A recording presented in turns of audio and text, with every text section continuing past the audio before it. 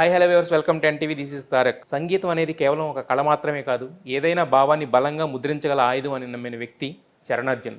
ప్రస్తుతం హల్చల్ చేస్తున్న మూడు రంగుల జెండా అనే పాటతోటి కాంగ్రెస్ పార్టీని అధికారంలో తీసుకొచ్చారని అందరూ వేణులను పొగుడుతున్న చరణ్ మనతో ఉన్నారు. సో ఈ పాట గురించి, ఈ పాటకు ముందు పాట వెనుక ఆయన ప్రస్థానాన్ని గురించి మరికొన్ని ఇంట్రెస్టింగ్ విషయాలు ఆయన మాటలను అడిగి తెలుసుకుందాం. హలో చరణ్ గారు. హాయ్ తారక్ గారు, ఎలా ఉన్నారు? చాలా బాగున్నాయండి. మిమ్మల్ని ఎప్పుడైనా కూడా నాకు చరణ్ అని అందరూ పిలుస్తారు, కానీ ఎందుకో నాకు చిన్ని చరణ్ అనేది బ్రెయిన్లో ప్రింట్ అయిపోయింది.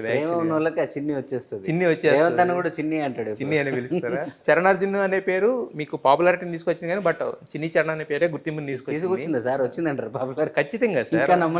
ఇంకా నమ్మలేకపోవటానికి ఇప్పుడు జనాలు మువ్వన్నెల సాంగ్ మూడు రంగుల జెండా అనే పాట ఏ టైంలో రాశారు? మూడు రంగుల జెండా అంటే నరసన్న అనుకుంటున్నారు. నాకేడ వచ్చింది సార్ పేరు? నరసన్న అనుకుంటున్నారు. విమానం అనే సినిమా చూసి ఈ రోజు కన్నీళ్ళు గారుస్తుంటే కన్నీళ్ళు గారిచే ప్రతి ఒక్కళ్ళు సగం మంది మీ పేరే కంప్లైంట్ లో రాస్తున్నారు. యాక్చువల్ గా విమానానికి వచ్చిందిలేండి. ఎస్.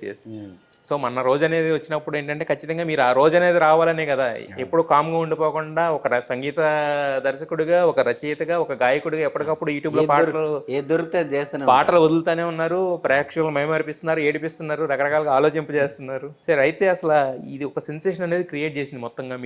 మీరు స్వయంగా స్వరపరిచి పాడించిన ఈ పాట మూడు రంగుల జెండా అనే పాట.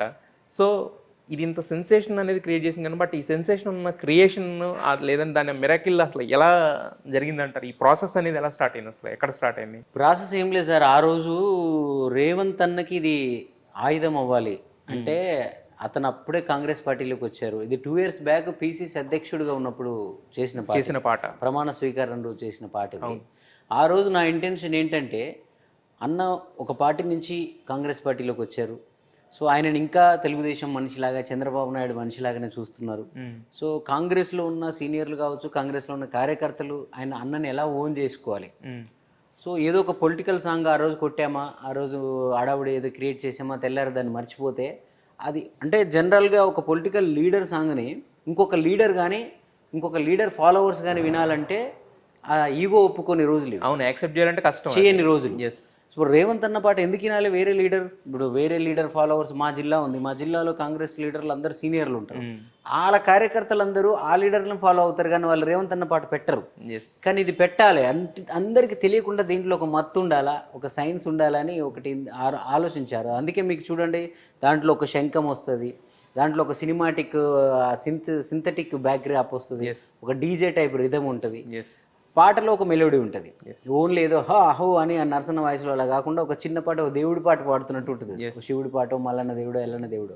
అది తెలియకుండా రేవంత్ అన్నని జనాలకు నాటాలి అంటే, ఆయన యుద్ధానికి ఒక ఆయుధం అవ్వాలి, ఆయన పోరాటానికి ఒక సహాయం అయ్యాలి, ఆయనకు మేలు జరగాలని కోరుకొని మనస్ఫూర్తిగా చేసిన పాట ఇది.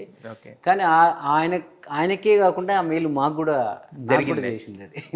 మూడు రంగుల జెండా పాట ఇంత ఫేమ్ని, నేమ్ని తీసుకొచ్చింది కదా. మరి ఒక్కసారి మా ప్రేక్షకులందరి కోసం, అంటే నల్గొండ గద్దర్ నరసన్న వాయిస్లో విన్నాము, బట్ దాని క్రియేటర్ అయిన మీ వాయిస్లో ఒకసారి విందాం అని చెప్పేసి.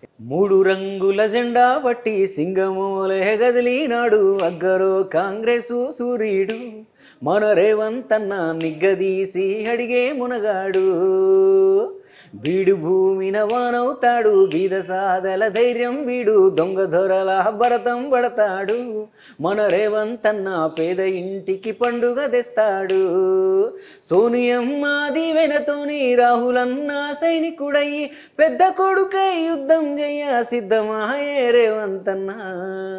మీ వాయిస్లో వింటేనే ఇంత బాగుంది, మరి ఈ పాటనే మరి నల్గొండ గద్దర్ నరసన్నతో ఎందుకు పాడించారు? అంటే ఈ పాట పుట్టేటప్పుడు నరసన్న కూడా ఉన్నాడు నాతో. ఓకే, ట్రావెల్ అయ్యారు మీతో పాటు అని చెప్పి. అంటే ఆ రోజు కూర్చున్నాం ఇద్దరం సోఫాలో, రేపు పిసిసి అధ్యక్షుడు ప్రమాణం కదా, మనం ఒక పాట చేయాలని.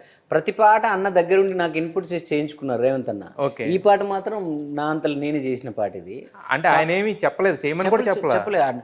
మనం ఏం చేద్దాం, అన్నని పిసిసి అధ్యక్షుడు వీళ్ళందరూ కాంగ్రెస్ వాళ్ళందరూ ఓన్ చేసుకోవాలని మాకు మేము చేసిన పాట. తర్వాత ఇదే పాటని రాహుల్ గాంధీ గారి మీదకి మళ్ళీ రేవంత్ అన్న చేయించాడు కూర్చోబెట్టి.